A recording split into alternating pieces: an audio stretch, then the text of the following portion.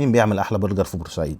النهارده هنقارن 3 من اشهر مطاعم البرجر في بورسعيد، وهم سنترو وده من الاماكن المفضله عندي واقل مكان يمكن الناس تعرفه، وفي برجر بوم وكمان سماش ان، ودول اول مره اطلب منهم بس شايف عنهم فيدباك كويس من الناس، وخصوصا سماش ان في ناس كتير جدا مشكروا فيه. اول واحد طلبت منه كان برجر بوم من الفرع الجديد اللي لسه عاملينه، طلبت الساعه 8:30. كل البرجر اللي هنطلبه النهارده هيبقى برجر كلاسيك على قد ما نقدر، يعني اللحمه والخضار وجبنه شرايح لو موجود، طبعا من غير صوص جبنه ولا باربيكيو ولا بيك تيستي ولا الكلام ده، عشان نعرف ندوق طعم اللحمه نشوف جودتها عامله ازاي. وهطلب كل البرجر دبل يعني شريحتين لحمه. بعد كده اتصلت بسنترو الساعه 8:35 وردوا برده من اول مره. سنترو وصل الساعه 9:10، برجر بوم وصل 9:15، فالاسرع كان سنترو. تمن الاوردر في برجر بوم 190 جنيه بالتوصيل وجالي من غير ريسيت. الباكجنج حلو قوي، جاي مع الساندوتش بطاطس، وكل الساندوتشات اللي هتيجي النهارده هي بيطلع معاها بطاطس، طبعا بيجي معاه منديل وجلافز وشوكه وكده.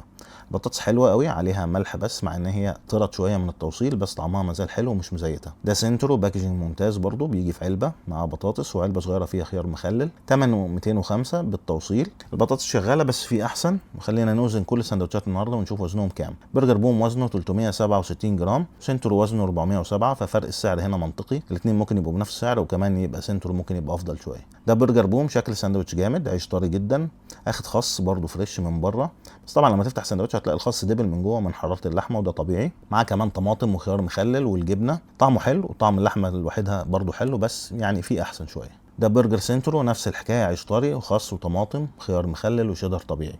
ساندوتش خطير، بس المره دي كان حادق سيكا، المره اللي فاتت كان احلى بكتير. اما سماش ان انا اتصلت بيهم 3 4 مرات مفيش رد خالص، في الاخر قلت دي اخر مره اتصل، لو ما ردوش خلاص هنعمل فيديو من غيرهم، بس ردوا المره دي. طلبت نفس الحكايه برجر دبل، قلت لهم عايزه بجبنه شرايح، قال لي مفيش، هو مفيش عندهم غير صوص شيدر بس. قلت له هاتوا من غير صوص شيدر، قلت له حط بقى فيه طماطم وخس وخيار، فقال لي مفيش طماطم وتقريبا مفيش خيار مخلل، هو خس بس اللي موجود. قلت له طب حط شويه كاتشب ومستردة، قال لي مش عارف اشوف اذا كان في كاتشب ولا لا، فسال قال لي طب ماشي في كاتشب بس المستردة مش عارف، هسال تاني. قلت له لا خلاص هات الساندوتش زي ما هو كده، في مستردة حط، مفيش خلاص. وقال لي التوصيل هيبقى في خلال ساعه، عشان كده انا صورت المطعمين التانيين الاول عشان ما يبردوش، وكويس ان انا عملت كده لان الاكل اخد وقت طويل جدا، يعني بعد ساعه و45 دقيقه ما وصلش حاجه، فاتصلت بالمطعم تاني قال لي والله انا مطلع الاوردر من بدري مع المندوب، هو المندوب اللي اخره مش عارف ايه، فقال لي انا هكلم الشركه بتاعت الدليفري يشوفوا الاوردر فين. المهم وصلني على الساعه 11 ل10، يعني اكتر من ساعتين، لان طالب الاوردر الساعه 48 دقيقه.